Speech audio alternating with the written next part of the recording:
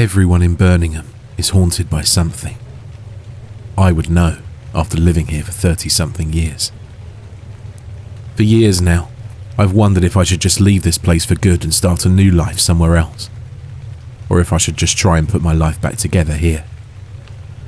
It seems so much easier to start a new life where no one else knows you, but I never wanted to leave my parents behind. As they grew older and older, I found myself more and more reluctant to leave. But now, that doesn't matter. They're dead. They didn't die from health complications. In fact, they were in great shape for people in their 60s. They were driving cross-country when they got into a terrible accident. The worst part was going down to the morgue and seeing their cold, lifeless bodies. I fell apart then and there. That night, I didn't eat or sleep. 2 weeks later, I held a small funeral. I was the only one there. As the only living relative left, it was my responsibility to clean up my parents' house and prepare it for the market. I knew this wouldn't be an easy task. As I pulled into the driveway, the house stood before me, a poor copy of what it used to be. What once was a lush, well-kept lawn was now overgrown with dry, yellowed grass. The house and garage across from it were thankfully made of brick. Who knows what shape they'd be in if they weren't. Brush was piled into the old, rusty dog cage across from the garage.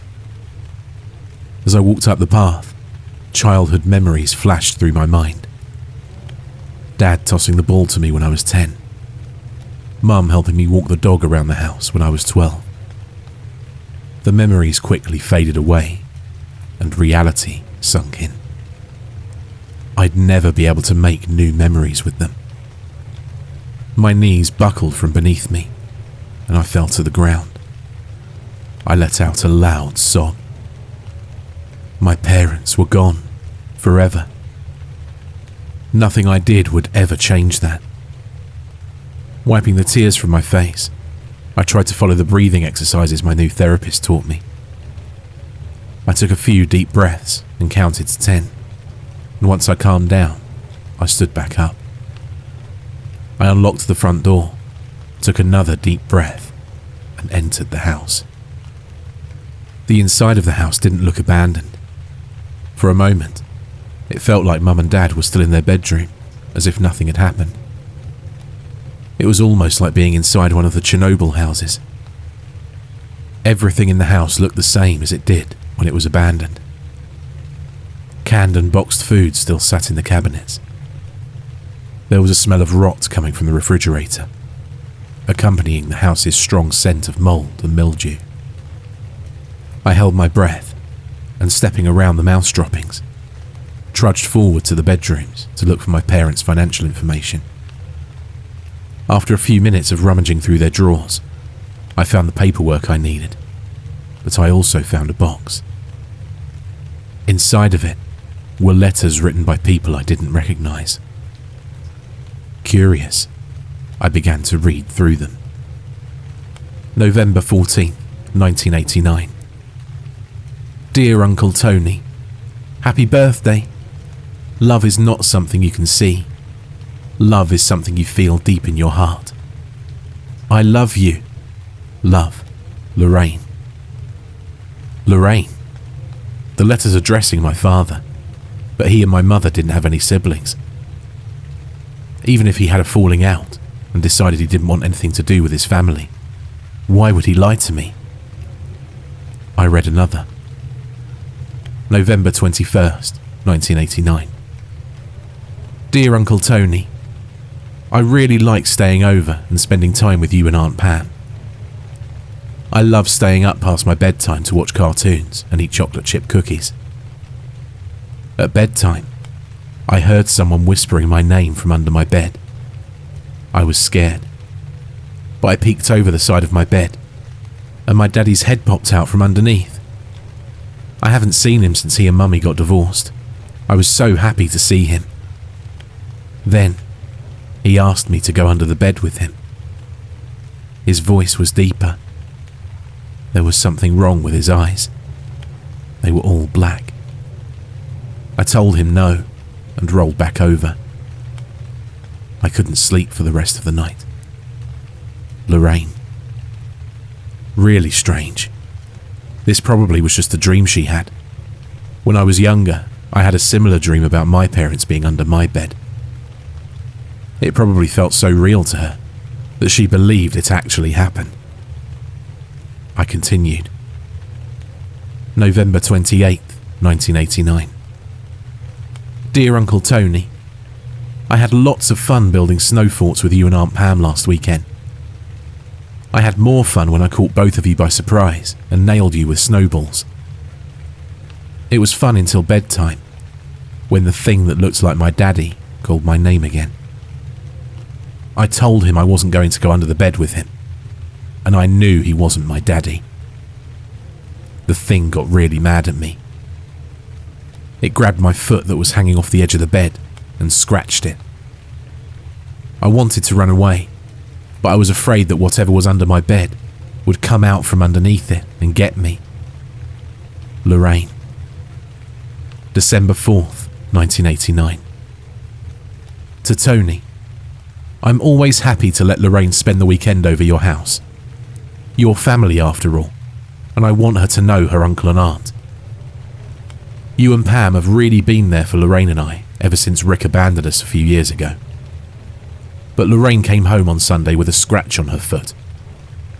Please keep a better eye on her while she's playing. Susan. Man, it must have been hard for her to take care of a child by herself. It's a good thing Mum and Dad were there to help her. I had a friend who was raised by a single mother. Life was hard for them. I continued reading. December 8th, 1989. Dear Uncle Tony, I'm really looking forward to spending Christmas with you. Thank you for buying me a Barbie. I love her so much. I was having fun until the monster under my bed started talking to me again. He promised not to hurt me ever again. He told me if I went under the bed with him, I could have all the cookies I wanted. He even held one out for me to take from him. I know it was dumb, but I was hungry and I reached for it. But when I did, he grabbed my wrist. I was able to pull back, but he scratched me again, and it really hurt this time. Lorraine. December 18th, 1989. Dear Pam, for whatever reason, Tony hasn't bothered to listen to me. I'm looking forward to having Christmas with you, but Lorraine got a big scratch on her wrist. How is she getting hurt so much? Susan. There was another one from Susan. January 1st, 1990. Dear Pam, I really appreciate you and Tony having us over for the holidays, but there's something really odd that happened when I was there. Lorraine woke me up in the middle of the night. She was crying and telling me that someone was under her bed. I walked into the room she was staying in, and there was nothing there. But she had fresh scratches on her. What's going on? Clearly, I've not been listened to. I don't think I can allow her over to your house if you continue to ignore my requests. I'll allow both of you one more chance.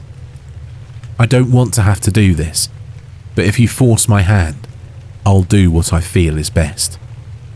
Susan. January 4th, 1990. Dear Uncle Tony, I really enjoy seeing you and Aunt Pam, but I don't know if I want to come over anymore. I appreciate you letting me sleep in your bed last time, but I'm not safe even with you and Aunt Pam. I could hear the monster calling my name from the bedroom. Lorraine. January 7th, 1990. Dear Tony and Pam, I cannot allow Lorraine at your house. When she got home from the last visit, she said she'd never wanted to go back and wouldn't stop crying. I don't know what happened, but she's not going to your home anymore. I'm furious that my rules weren't obeyed. How dare you undermine me?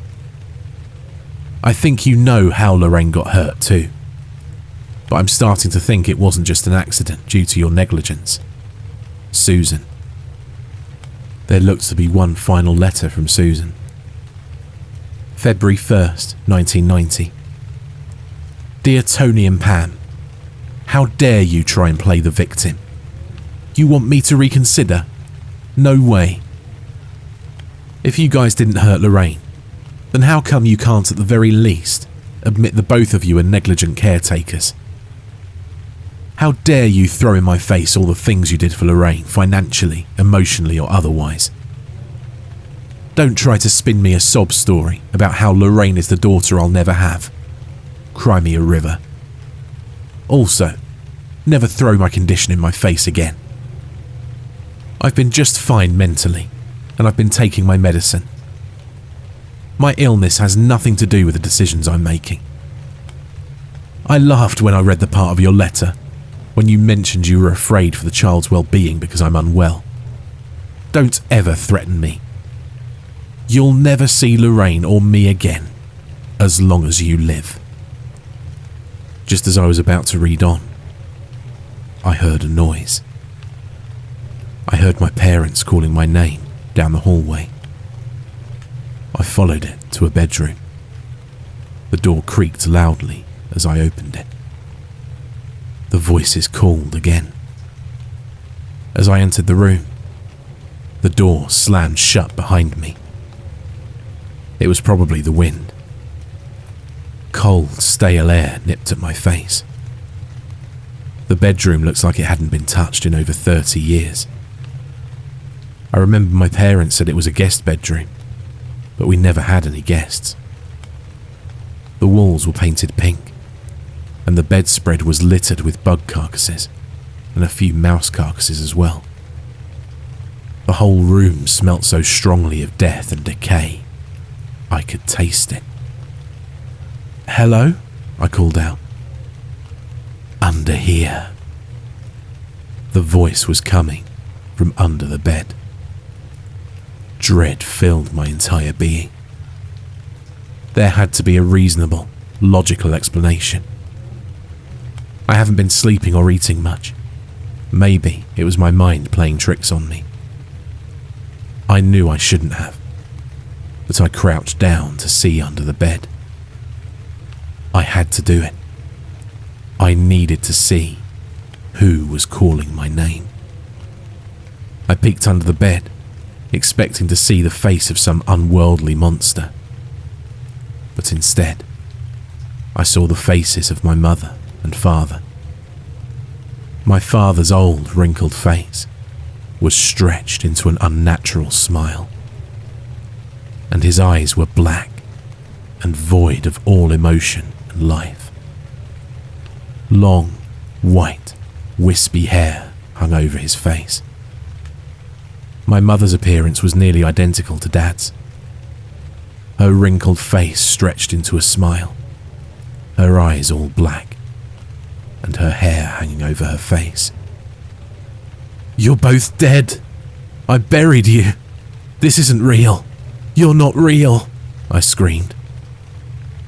My heart pounded rapidly as I backed away from them. "We're real, and we've come to see you," they said. There was a hope for a minute.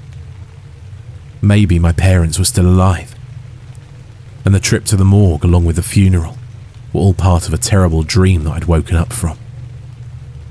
Perhaps there was a chance that I had my parents back. As I gazed into their strange, smiling faces, I realized that there was hardly any mirth in their smiles. These weren't happy smiles. They were deceptive, designed to get me to let my guard down. The imposters looked hungry and ready to pounce. I knew these were not my parents. I dropped to my knees and clasped my hands around my head. Tears streamed down my face. This can't be real. I did the only thing I could think of. I got up and ran to the door. But the doorknob wouldn't turn. I kicked the door and threw myself against it, but it wouldn't budge. They crawled out from under the bed and seized my ankles, pulling them out from underneath me, sending my face crashing down to the cold, hard floor. They continued to pull me towards the endless abyss. If you don't come to us, we'll come to you, I yelled as I tried to sink my nails into the floorboards. Their grip was inhumanly tight. As they dragged me, my nails left trails in the wood. Their sharp nails sank into my ankles, drawing blood. Hot, searing pain filled the bottom half of my body. Please let me go. My plea was only met with cruel laughter. They were enjoying this. Please let me go, Mum mocked. Don't waste your tears, son. There will be plenty of time for tears soon enough, Dad said. I made another attempt to pull my feet loose, and their grip loosened as my ankles grew more and more slick with blood. I pulled and jerked, getting more and more control with every try. I pulled my left foot and slipped from Mum's grasp. She looked at her blood-stained hands in disbelief, and then I freed my right foot. Before they could grab me again, I kicked both of them hard in the face. My ankles burning, I struggled to get to my feet. I charged the door with my shoulder lowered. The door gave way on impact, falling off of its hinges. Dull, agonizing pain travelled up and down my shoulder, but I ignored it. I rushed down the hallway and threw the front door open. They screamed at me to come back in those horrible voices. Screw you! You're not my parents, I screamed back. Before I slammed the door shut, a horrible growl filled the house. The house shook as if there was an earthquake. I slammed the door shut and sprinted to my car. I sped off, gunning it down the street with no care for the speed limit. I don't know what that thing under the bed was, and sadly, I'll never know what happened to my cousin Lorraine or my Aunt Susan. I haven't been to my parents' house since, and I refuse to go back there alone. The thing that bothers me the most is that the next owner doesn't know what they're in for. I could have the house demolished, but my gut tells me that house or no house, that thing will still be there, no matter what.